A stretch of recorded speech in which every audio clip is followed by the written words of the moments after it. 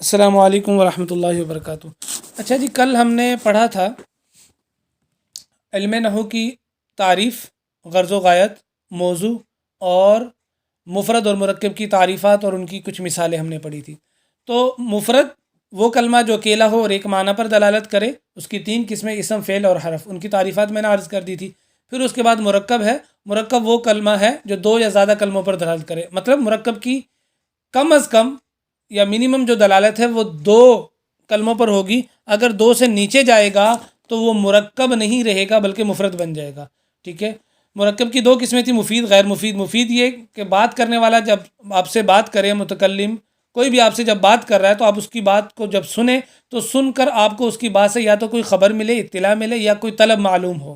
ٹھیک ہے جی، تو اس کو مرکب مفید کا دوسرا نام جملہ بھی ہے۔ تو اس کی دو قسمیں ہیں، جملہ خبریہ اور جملہ انشائیہ۔ اگر آپ کو سننے والے کی، متکلم کی بات سے، بولنے والے کی بات سے اگر آپ کو کیا مل رہی ہے، خبر مل رہی ہے، تو وہ جملہ خبریہ ہوگا۔ اگر کوئی طلب معلوم ہو رہی ہے تو وہ جملہ انشائیہ ہوگا۔ پھر جملہ خبریہ کی ہم نے تعریف پڑھی، وہ جملہ خبریہ اس کے کہنے والے کی ہم تصدیق یا تکذیب کر سکیں، اس کو سچا یا جھوٹا کہہ سکیں۔ ٹھیک ہے جی، اس کی دو، اچھا پھر اس کی بھی آگے دو قسمیں بن گئی جملہ خبریہ کی، ایک جملہ اسمیہ اور جملہ فعلیہ۔ اگر جب ہم نے کہا جملہ خبریہ تو اس کا مطلب یہ ہوا کہ جملہ جب ہم نے بولا تو کم از کم دو کلمے ہوں گے اس کے اندر، خبریہ بولا تو اس کے اندر کوئی خبر ہوگی۔ تو یہاں تک ہمیں اتنی بات معلوم ہو جانی چاہیے۔ اب اس کی دو قسمیں بنی تھی، اسمیہ اور فعلیہ۔ ان دو کلموں میں سے اگر پہلا کلمہ اسم ہے تو جملہ خبریہ اسمیہ ہوگا، اور اگر پہلا کلمہ فعل ہے تو جملہ خبریہ فعلیہ ہوگا۔ سمجھ آ گئی جی؟ اچھا، اب یہ جو دو کلمے تو لازمی سی طور پر ہوں گے جملے کے اندر، تو جملہ خبریہ اسمیہ کے دو کلموں کا کیا نام ہے، جملہ خبریہ فعلیہ کے دو کلموں کا کیا نام ہے؟ پہلے ہم اس کو پڑھ لیں۔ جملہ خبریہ اسمیہ کے جو دو کلمے ہیں ان میں سے پہلے کلمے کو مبتدا کہتے ہیں، دوسرے کلمے کو خبر کہتے ہیں۔ پہلے کلمے کو مبتدا کہتے ہیں، دوسرے کو خبر۔ جیسے زید عالم، زید ایک کلمہ، عالم دوسرا کلمہ۔ تو پہلا کلمہ زید ہے، اس کو ہم مبتدا کہیں گے، عالم کو خبر۔ زید مبتدا، عالم خبر۔ مبتدا خبر مل کر کیا ہوگا؟ جملہ ہوگا، پھر اسمیہ ہوگا، پھر خبریہ ہوگا۔ ٹھیک ہے جی، جملہ اسمیہ خبریہ ہوا۔ اچھا، دوسرا، اگر جملہ اسمیہ جملہ خبریہ کا دو جو کلمے ہیں ان میں سے پہلا کلمہ فعل ہے تو وہ جملہ خبریہ اسمیہ کے بجائے جملہ خبریہ فعلیہ کہلائے گا۔ ٹھیک ہے، اس کے دو کلموں کو کیا کہیں گے؟ اس کا جو پہلا کلمہ ہے اس کو فعل کہیں گے، دوسرے کلمے کو فاعل کہیں گے۔ جیسے ضرب زید، مارا زید نے مارا، تو یہاں ضرب فعل، زید فاعل، فعل اپنے فاعل سے مل کر جملہ فعلیہ خبریہ ہوا، اسمیہ خبریہ نہیں، فعلیہ خبریہ ہوا۔ اب یہاں مصنف رحمۃ اللہ علیہ نے یہ دو چیزیں ہوگی۔ اب یہاں مصنف رحمۃ اللہ علیہ نے ایک الگ بات بتائی ہے، وہ ہے مسند اور مسند الیہ۔ مسند کسے کہتے ہیں؟ مسند حکم کو کہتے ہیں، خبر کو مسند کہیں گے، حکم کو مسند کہیں گے، فعل کو مسند کہیں گے۔ ٹھیک ہے جی، مسند الیہ جس پر حکم لگایا جائے، یا جو فعل کے کرنے والا ہو، یا جس سے فعل منصوب ہو، اس کو مسند الیہ کہیں گے۔ ٹھیک ہے، اب جملہ اسمیہ کے اندر اب یہ ہم نے اگر مسند الیہ ہمیں سمجھ آ گئی تو ان دونوں چیزوں کو اٹھا کر ہم جملہ اسمیہ فعلیہ جملہ خبریہ فعلیہ کے اندر بھی لے جائیں گے، جملہ خبریہ اسمیہ کے اندر بھی لے جائیں گے۔ ٹھیک ہے، تو جملہ اسمیہ خبریہ کے اندر اگر ہم لے کے جاتے ہیں تو وہاں جو پہلا ہے زید یعنی مبتدا، وہ مسند الیہ بنے گا، کیونکہ اس پر عالم ہونے کا حکم لگا ہے۔ زید عالم، زید جاننے والا ہے، زید عالم ہے، تو زید پر حکم لگایا جا رہا ہے، تو لہٰذا وہ مسند الیہ بنے گا۔ اور عالم وہ حکم ہے، عالم ہونا، جاننا، تو لہٰذا وہ مسند بنے گا۔ اور زید مسند الیہ، عالم مسند۔ اسی کو اٹھا کر ہم جملہ فعلیہ خبریہ کے اندر لے جاتے ہیں۔ ٹھیک ہے، تو وہاں ضرب زید، زید نے مارا، تو ضربہ مارنا ہے، تو لہٰذا یہاں تھوڑا الٹ ہو جائے گا، یہاں پہلا جو کلمہ ہے یعنی فعل وہ مسند بنے گا، کیونکہ فعل ہمیشہ کام کو کہتے ہیں، اور کام مسند ہوتا ہے، کام حکم ہوتا ہے، فعل ہوتا ہے مسند۔ میں نے پہلے عرض کیا کہ فعل کو کیا کہتے ہیں؟ مسند کہتے ہیں۔ تو فعل مسند ہوگا، تو دوسرا جو اس کا کلمہ ہے زید نے مارا، وہ مارنے والا ہے، چونکہ اس کی طرف اس کام کی نسبت ہو رہی ہے، لہٰذا وہ مسند الیہ بنے گا۔ تو اگر ہم ترتیب کے اعتبار سے دیکھیں تو جملہ اسمیہ کے اندر پہلے مسند الیہ آتا ہے، بعد میں مسند آتا ہے۔ جملہ فعلیہ خبریہ کے اندر پہلے مسند آتا ہے، بعد میں مسند الیہ آتا ہے۔ اب یہ مسند مسند الیہ ہمیں سمجھ بھی آ گئے، اور ہم نے یہ بھی دیکھ لیا کہ جملہ خبریہ کے اندر کون، جملہ خبریہ اسمیہ کے اندر کون مسند ہے اور کون مسند الیہ، جملہ فعلیہ خبریہ کے اندر کون مسند ہے اور کون مسند الیہ۔ اب اسی مسند مسند الیہ پر ہم جانچیں گے کلام عرب کو۔ تو کلام عرب ٹوٹل 3 چیزیں ہیں، اسم فعل حرف، چوتھی چیز نہیں ہے، پورا کلام عرب ان 3 چیزوں کے اندر منحصر ہے، بند ہے۔ تو ہم نے دیکھا اسم کو، تو اسم مسند بھی ہوتا ہے، مسند الیہ دونوں بنتا ہے۔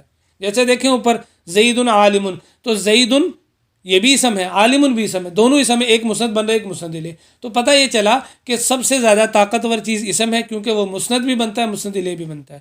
پھر اس کے بعد ہم نے فعل کو جانچا، تو پرکھا، تو فعل مسند ہوتا ہے مسند الیہ نہیں، کیونکہ فعل ہمیشہ فعل کو کہتے ہیں کام کو، تو کام ہمیشہ مسند ہوتا ہے، مسند الیہ نہیں ہوتا۔ تو لہٰذا فعل دوسرے نمبر پر آ گیا کہ وہ مسند ہوتا ہے، مسند الیہ نہیں ہوگا، مسند الیہ ہمیشہ اسم ہوگا۔ تیسرا آ گیا حرف، تو حرف کو جب ہم نے جانچا پرکھا تو حرف نہ مسند ہوتا ہے نہ مسند الیہ، حرف نہ مسند ہوتا ہے نہ مسند الیہ، بلکہ حرف ہمیشہ اسم اور فعل کے ساتھ استعمال ہوتا ہے۔ کبھی 2 اسموں کو جوڑنے کے لیے حرف آئے گا، کبھی 2 فعلوں کو جوڑنے کے لیے حرف آئے گا، کبھی ایک اسم اور ایک فعل کو جوڑنے کے لیے حرف کا استعمال ہوگا۔ یہ اس کے مختلف استعمالات ہیں۔ تو یہاں ہوگی جملہ خبریہ کی بحث مکمل، اور اس کی دونوں اقسام مکمل، اور ان کو ہم نے مسند اور مسند الیہ کے اعتبار سے جانچ لیا۔ اب اگلا چونکہ مرکب مفید کی 2 قسمیں تھی، اگر سننے والے کی مرکب مفید یعنی بات کرنے والے کی بات سے ہمیں یا خبر ملے گی یا طلب معلوم ہوگی۔ اگر خبر ملے گی تو جملہ خبریہ ہو گیا، جس کی ہم نے اقسام پڑھ لی۔ اگر طلب معلوم ہوگی تو وہ جملہ انشائیہ ہوگا، انشاء، ٹھیک ہے، آئندہ مستقبل کے ساتھ جس کا تعلق ہوتا ہے، ٹھیک ہے۔ تو جملہ انشائیہ کیا ہے؟ وہ جملہ ہے جس کے کہنے والے کو سچ اور جھوٹ کے ساتھ موصوف نہ کر سکے، بالکل جملہ خبریہ کے برعکس، الٹ اس کی تعریف ہے، جس کو ہم سچ اور جھوٹ کے ساتھ موصوف نہ کر سکیں، ٹھیک ہے جی۔ یعنی چونکہ اس میں سچ اور جھوٹ کا حکم لگایا جاتا ہے ہمیشہ گزشتہ بات پر، خبر پر، گزشتہ بات ہو یا خبر ہو، خبر ماضی میں بھی ہو سکتی ہے، آئندہ بھی ہو سکتی ہے، جیسے زید نے عمر کو مارا تھا، ٹھیک ہے، یہ گزشتہ بات ہوگی، ٹھیک ہے۔ اور اگر کہیں کہ کل ہماری میٹنگ ہے، کل ہم نے یہ کام کرنا ہے، تو یہاں آپ کو اطلاع مل رہی ہے لیکن مستقبل کے بارے میں، تو خبر کا تعلق مستقبل کے ساتھ بھی ہو سکتا ہے، ماضی کے ساتھ۔ لیکن طلب کے اندر کیا ہوتا ہے؟ وہ کام ہوا نہیں ہوتا ابھی تک، ٹھیک ہے، چونکہ مستقبل کے ساتھ تعلق ہوتا ہے، وہ کام آئندہ ہونے والا ہوتا ہے، تو اس کو سچ اور جھوٹ کے ساتھ ہم موصوف نہیں کر سکتے۔ جملہ انشائیہ کی چند اقسام ہیں۔ پہلی قسم ہے امر۔ امر کا لغوی معنی ہے حکم دینا، اور اصطلاحی تعریف کیا ہے؟ اپنے آپ کو بلند سمجھتے ہوئے، بڑا سمجھتے ہوئے کسی کو کسی کام کا حکم دینا، کسی کو حکم دینا کام کا۔ جیسے اضرب، مار تو ایک مرد، تو یہاں کہنے والا متکلم مخاطب کو حکم دے رہا ہے مارنے کا۔ تو اب دیکھیں، اگر کوئی شخص آپ سے کہے اضرب تو مار تو ایک شخص، تو بتائیں آپ اس کی تصدیق یا تکذیب کر سکتے ہیں؟ آپ یوں کہہ سکتے ہیں کہ آپ نے جھوٹ بولا ہے یا سچ بولا ہے؟ بالکل نہیں، بلکہ آپ اس کی بات کا انکار یا اقرار تو کر سکتے ہیں، لیکن تصدیق یا تکذیب نہیں کر سکتے۔ یعنی آپ یوں کہہ سکتے ہیں کہ ٹھیک ہے میں مارتا ہوں، یا نہیں میں نہیں مارتا، ٹھیک ہے، لیکن آپ یہ نہیں کہہ سکتے کہ آپ جھوٹ بول رہے ہیں یا آپ سچ بول رہے ہیں۔ یہاں یہ تصدیق اور تکذیب کا حکم لاگو نہیں ہوگا۔ اسی طرح دوسری قسم ہے نہیں۔ نہیں کسے کہتے ہیں؟ نہیں کا لغوی معنی ہے روکنا، اور اصطلاحی تعریف کیا ہے؟ اصطلاحی تعریف یہ ہے کہ اپنے آپ کو بلند سمجھتے ہوئے کسی کو کسی کام سے روکنا۔ جیسے لا تضرب، مت مار تو ایک مرد، مت مار تو ایک مرد، تو یہاں بطور بلندی کے اپنے آپ کو بلند سمجھتے ہوئے کسی کام سے روکا جا رہا ہے، کسی کام سے روکا جا رہا ہے۔ اس کے بعد اگلی قسم ہے استفہام۔ اگلی قسم کیا ہے جی؟ استفہام۔ استفہام کسے کہتے ہیں؟ استفہام کہتے ہیں، لغوی معنی ہے استفہام کا کہ کسی کو، استفہام کا لغوی معنی ہے سوال کرنا، کسی بات کو پوچھنے کی طلب کرنا۔ اصطلاحی تعریف کیا ہے؟ وہ جملہ انشائیہ ہے جس کے ذریعے کسی چیز کے بارے میں سوال کیا جائے، پوچھا جائے، ٹھیک ہے، اور دوسرے الفاظ میں اگر ہم تعبیر کریں، کسی نامعلوم چیز کو معلوم کرنے کی کوشش کی جائے، یہ بھی ایک تعریف کی ہے۔ جیسے حل ضرب زید، کیا زید نے مارا؟ کیا زید نے مارا؟ تو اب یہاں بھی آپ تصدیق تکذیب نہیں کر سکتے۔ چوتھی قسم ہے تمنی۔ تمنی وہ جملہ انشائیہ جس کے ذریعے تمنا کرنا، آرزو کرنا لغوی معنی ہے اس کا. اور اصطلاحی تعریف یہ ہے وہ جملہ انشائیہ جس کے ذریعے کسی محبوب چیز کی، کسی پسندیدہ چیز کی آرزو کی جائے، خواہش کی جائے، خواہش کا اظہار کیا جائے. ٹھیک ہے، جیسے لیت الصغری یعود، لیت الصغری یعود، کاش کے بچپن لوٹ آئے. یہ ہم عام طور پہ یہ جملہ بولتے ہیں. یہاں مصنف نے مثال دی لیت زیدن حاضر، کاش کے زید حاضر ہوتا، کاش کے زید حاضر ہوتا. اس کے بعد اگلی قسم ہے تمنی. یہ تمنی کہہ لیں، اس کو ترجی کہہ لیں، ترجی. اگلی قسم ہے ترجی. تمنی تو پیچھے گزر چکی ہے. 5ویں قسم ہے ترجی. تو ترجی کیا ہے؟ امید کرنا، یہ لغوی معنی ہے اس کا. اصطلاحی تعریف یہ ہے وہ جملہ انشائیہ جس کے ذریعے کسی کی امید کی جائے، جس کے ذریعے کسی چیز کی کیا کی جائے؟ امید کی جائے. سمجھ گئے بات کو؟ جس کے ذریعے کسی چیز کی امید کی جائے. جیسے لعل عمرن غائب، امید ہے کہ عمر غائب ہوگا. لعل عمرن غائب، امید ہے کہ عمر غائب ہوگا. جیسے لعل زیدن حاضرن، زیدن حاضر، امید ہے کہ زید حاضر ہوگا، حاضر ہو. ٹھیک ہے. جیسے لعل العدو قادم، امید ہے یا ڈر ہے کہ دشمن آ رہا ہو. تو یہاں اس کے ذریعے کسی چیز کی امید کی جاتی ہے. لیکن ان دونوں میں نے ایک فرق پہلے بھی عرض کیا تھا، وہ ابھی بھی عرض کر دیتا ہوں کہ جو ترجی ہے نا، یعنی امید کرنا، اس کے ذریعے پسندیدہ اور ناپسندیدہ چیز دونوں کی امید کی جا سکتی ہے. لیکن ترجی کے ذریعے تمنی کے ذریعے صرف پسندیدہ چیز کی آرزو کی جا سکتی ہے. تمنی کے ذریعے صرف پسندیدہ چیز کی آرزو کی جا سکتی ہے، اور ترجی کے ذریعے پسندیدہ اور ناپسندیدہ دونوں چیزوں کی امید کی جا سکتی ہے. ٹھیک ہے جی، ایک فرق یہ ہو گیا. دوسرا فرق میں نے یہ بتایا تھا کہ تمنی کے ذریعے ممکن اور ناممکن دونوں چیزوں کی تمنا کی جا سکتی ہے. ٹھیک ہے. جیسے لیت الشباب یعود، کاش کہ جوانی لوٹ آئے. اب جوانی کا لوٹنا ممکن نہیں ہے، لیکن اس کی آرزو کی جا سکتی ہے تمنی، یعنی کہ لیتا کے ذریعے، تمنی کے ذریعے. لیکن ترجی کے ذریعے صرف ممکن چیز کی امید کی جا سکتی ہے. لعل الشباب یعود نہیں کہا جا سکتا امید ہے کہ جوانی لوٹ آئے، یہ کہنا جائز نہیں ہے نحوی اعتبار سے. چھٹی قسم ہے عقود. عقود عقد کی جمع ہے، اس کا معنی معاملہ کرنا. دوسرا لغوی معنی ہے گرہ لگانا. ٹھیک ہے. اصطلاحی تعریف کیا ہے؟ وہ جملہ انشائیہ جس کے ذریعے معاملات کیے جائیں، جس کے ذریعے کیا کی جائیں؟ معاملات طے کیے جائیں. ٹھیک ہے. وہ معاملات نکاح، طلاق، خرید و فروخت، یہ سارے معاملات ہو سکتے ہیں. ٹھیک ہے. جیسے بیعت، میں نے بیچا، اشتریت، میں نے خریدا، میں نے خریدا. یہ جو بیعت اور اشتریت، اب یہاں بات تو ہو رہی ہے مستقبل کی، اور خرید و فروخت کے لیے آئندہ کا صیغہ بولا جاتا ہے. لیکن یہاں جو بیعت اور اشتریت ہے، اس کو مجبوراً ہم نے مستقبل، ہے تو ماضی کا صیغہ، ماضی کا صیغہ استعمال کیا ہے، بات ہو رہی ہے مستقبل کی. تو کیوں بھائی؟ کیونکہ مجبوراً ہم نے ان کو مستقبل کے معنی میں ہم مان لیں گے، تاکہ کیا ہو جائے جی؟ تاکہ معاملہ منعقد ہو جائے. تو ان کو مستقبل کے معنی میں ماننے کے لیے 2 شرائط میں نے عرض کی تھی. وہ شرائط یہ ہے کہ ایک تو یہ عقد کے وقت بولے جائیں، تب یہ مستقبل کے معنی میں مانے جائیں گے. اگر عقد کے بعد بولے جائے تو پھر یہ جملہ خبریہ ہوں گے، جملہ انشائیہ نہیں ہوں گے، کیونکہ پھر خبر دی جا رہی ہے ان کے ذریعے، کیونکہ عقد پہلے ہو گیا. تو عقد کے وقت اگر بولے جائیں گے تو جملہ انشائیہ ہوں گے. دوسری بات یہ تھی کہ ان کو اکٹھے بولا جائے. اگر الگ الگ بولا جائے گا نا تو پھر بھی یہ جملہ انشائیہ نہیں ہوں گے، بلکہ جملہ خبریہ ہوں گے. جیسے کوئی ایک شخص بول رہا ہے بیعت، تو وہ جملہ خبریہ ہوگا کیونکہ وہ ماضی ہے. ٹھیک ہے. اور ماضی جملہ خبریہ کی قسم ہے جس کو جملہ خبریہ فعلیہ کہتے ہیں. 7ویں قسم ہے ندا. ندا وہ جملہ انشائیہ جس میں حرف ندا کے ذریعے کسی کو اپنی طرف متوجہ. ندا کا لغوی معنی پکارنا. اصطلاحی تعریف جس میں وہ حروف جس کے ذریعے کسی کو اپنی طرف متوجہ کیا جائے. جیسے یا زید، او زید، اے زید. ٹھیک ہے. مختلف زبانوں کے اندر مختلف اصطلاحات ہوتی ہیں، اس کے لیے مختلف حروف استعمال ہوتے ہیں. عربی کے اندر یا اللہ، اے اللہ، یا رحمان یا ارحم الراحمین، اے رحم کرنے والوں میں سب سے بڑا رحم کرنے والے، یا زید، اے زید. ٹھیک ہے.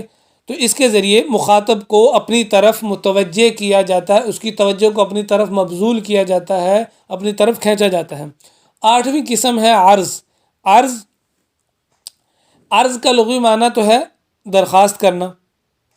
اچھا، اصطلاحی تعریف کیا ہے؟ وہ جملہ انشائیہ جس کے ذریعے کسی کے ساتھ نرمی سے بات کی جائے، یا نہیں، جس کے ذریعے نرمی کے ساتھ کسی کو کسی کام کی طرف ابھارا جائے، کسی کام پر ابھارا جائے. نرمی کے ساتھ کسی کو کسی کام پر کیا کیا جائے جی؟ ابھارا جائے، جس کے ذریعے. ٹھیک ہے، تو اس جیسے الا تنزل بنا فتصیب خیرا، آپ ہمارے پاس کیوں نہیں ٹھہرتے، کیوں نہیں آتے؟ انزل ینزل اترنا یعنی آتے، ٹھہرتے، کہ فتصیب خیرا، کہ آپ بھلائی پائیں، کہ آپ بھلائی پائیں. یا الا تجتہد فتفوزا، کہ آپ محنت کیوں نہیں کرتے، فتفوزا، کہ آپ کامیاب ہو جائیں، کہ آپ کیا ہو جائیں جی؟ کامیاب ہو جائیں. ٹھیک ہے جی. اس کے بعد عرض کے بعد قسم ہے. عرض کے بعد قسم ہے. قسم کا لغوی معنی قسم کھانا ہے. اصطلاحی تعریف وہ جملہ انشائیہ ہے جس کے ذریعے کسی چیز پر کیا کھائی جائے جی؟ قسم کھائی جائے. جس کے ذریعے کسی چیز پر قسم کھائی جائے. جیسے اس کے لیے عربی کے اندر مختلف الفاظ استعمال ہوتے ہیں، واو، تا، ٹھیک ہے، اور با، باللہ، تاللہ، واللہ. ٹھیک ہے، جیسے واللہ لاضربن زیدا، اللہ کی قسم ضرور بالضرور میں زید کو ماروں گا. تو اس میں جو واو ہے یہ حرف قسم ہے. ٹھیک ہے، قسم کے بعد جس پر یہ داخل ہوتا ہے اس کو مقسم بھی کہتے ہیں. جس پر داخل ہوتا ہے، یعنی مقسم بھی، جس کی قسم کھائی جا رہی ہے. اور پھر اس اسم کے بعد جو کلمہ آئے گا اس کو جواب قسم کہتے ہیں. جیسے لاضربن زیدا، اس کے اندر کیا ہے؟ جواب قسم. واو حرف قسم ہے، لفظ اللہ مقسم بھی ہے جس کے ذریعے قسم کھائی جا رہی ہے. ٹھیک ہے، اور لاضربن زیدا یہ کیا ہے جی؟ یہ جواب قسم ہے. یہ جواب قسم ہے. ٹھیک ہے جی. تو یہ جملہ اچھا جی، یہ ہوگی اقسام جملہ انشائیہ کی. اس کے بعد 10ویں اور آخری قسم ہے تعجب. تعجب کا لغوی معنی حیرانگی کا اظہار کرنا، تعجب کرنا، حیرت کا اظہار کرنا، یہ اس کے لغوی معنی ہے. اور اصطلاحی تعریف کیا ہے تعجب کی؟ وہ جملہ انشائیہ جس کے ذریعے جس میں وہ جملہ انشائیہ جس کے ذریعے کسی کام پر حیرت کا اظہار کیا جائے، یا جو حیرت اور حیرانگی کو ظاہر کرنے کے لیے وضع کیے گئے ہوں. حیرت اور حیرانگی کو ظاہر کرنے کے لیے وضع کیے گئے ہوں. ٹھیک ہے جی. تو یہ ہو گئی 10 قسمیں کس کی؟ حیران ہونے کو کہتے ہیں تعجب. یہ 10 قسمیں ہوگی جملہ انشائیہ کی. اور جو تعجب ہے اس کے اس کے جو صیغے ہیں وہ صرف عربی زبان میں 2 صیغے استعمال ہوتے ہیں. ثلاثی مجرد سے آتے ہیں، وہ بھی صرف 2 صیغے. جیسے ما افعلہ، ما احسن زیدن. تو ہو کی جگہ، افعلہ کی جگہ پہ کوئی بھی ثلاثی مجرد کا ہم مصدر لا سکتے ہیں، اور ہو کی جگہ پہ لیکن اس کے اندر صفت کے معنی ہونے ضروری ہیں. اور ہو کی جگہ پہ ہم زید یا کوئی بھی اسم لگا سکتے ہیں. افعل بھی یعنی احسن بزیدن، تو احسن کی جگہ پہ ہم کوئی بھی صیغہ، افعل کی جگہ پہ احسن لے آئیں، کوئی بھی صیغہ لے آئیں.